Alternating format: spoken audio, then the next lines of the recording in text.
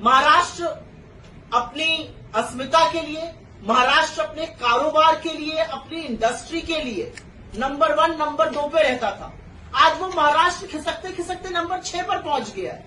और ऐसा क्यों हुआ है? क्योंकि महाराष्ट्र में महायुति की सरकार की नाक के नीचे से बड़े बड़े प्रोजेक्ट गुजरात डाका डाल के ले जाए गए। और मैं बड़ी जिम्मेदारी से डाका शब्द का प्रयोग कर रही हूं, चुरा कर नहीं लिए जाए गए, डाका डाला गया। ये प्रोजेक्ट महाराष्ट्र आए थे, इसमें टाटा एयरबस था, इसमें वेदांता फॉक्सकॉन था, इसमें बल्क ड्रग पार्क था, इसमें मेडिकल डिवाइस का पार्क था, और इससे करीब करीब 10 लाख युवाओं को रोजगार मिलता। इस बात का कौन जवाब दे? जब चुनाव आया तो महाराष्ट्र का युवा पूछ रहा है कि जो नौकरियां हमारे लिए बननी थी, हमें कोई आपत्ति, कोई बैर नहीं है गुजरात से, लेकिन जो कारोबार, जो धंधा, जो इंडस्ट्री महाराष्ट्र के लिए आई थी, वो आपके रहते हुए गुजरात क्यों चली गई? और कौन उसका जवाबदेह है, कौन उसका उत्तर देगा कि 9 लाख 10 लाख नौकरियां जो हमारे लिए बनती वो अब गुजरात चली गई? जैसे अभी मैंने बोला नरेंद्र मोदी जी का मेमोरी लॉस हो गया, ये कभी नहीं बताएंगे, सवाल नहीं उठता। आप देखना, आज शाम को टीवी देखना, कहेंगे मोदी जी की मेमोरी तो बड़ी जबरदस्त है, वो एक बार कुछ सुन लेते हैं तो 70 साल के लिए वो उसको भूलते नहीं है।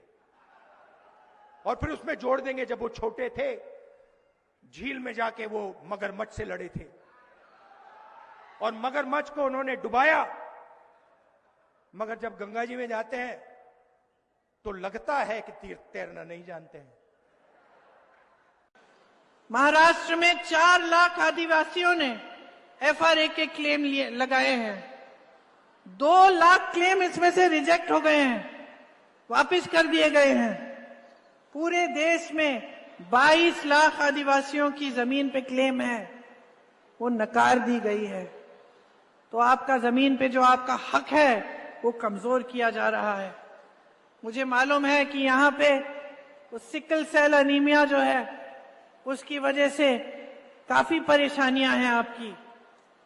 महाराष्ट्र में 16,000 से ज्यादा मरीज और ज्यादातर आदिवासी समुदाय के हैं।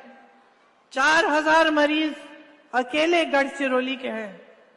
स्वास्थ्य सुविधाएं बदहाल हैं। ये बड़ी बड़ी बातें जो मोदी जी, उनके मंत्री जी करते हैं आपके सामने, ये सिर्फ बातें ही रह गई।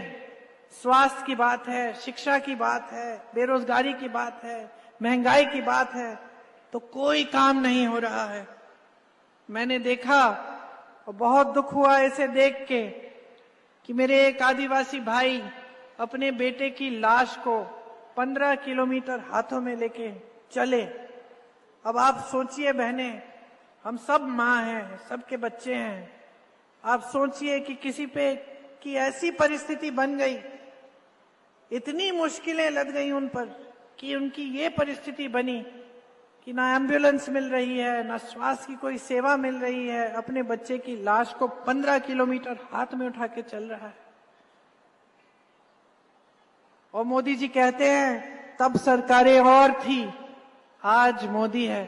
हाँ, आज मोदी जी हैं और ये परिस्थितियां हैं आपकी, ये समस्याएं हैं इतनी गहरी, इतनी गंभीर कि सामना कर नहीं पा रहे हैं आप। घबराहट हो रही है। कल फिर से हम जाएंगे, काम करेंगे खेती में, क्या पता कमा पाएंगे कि नहीं कमा पाएंगे। ये परिस्थितियां बन गई हैं आपकी।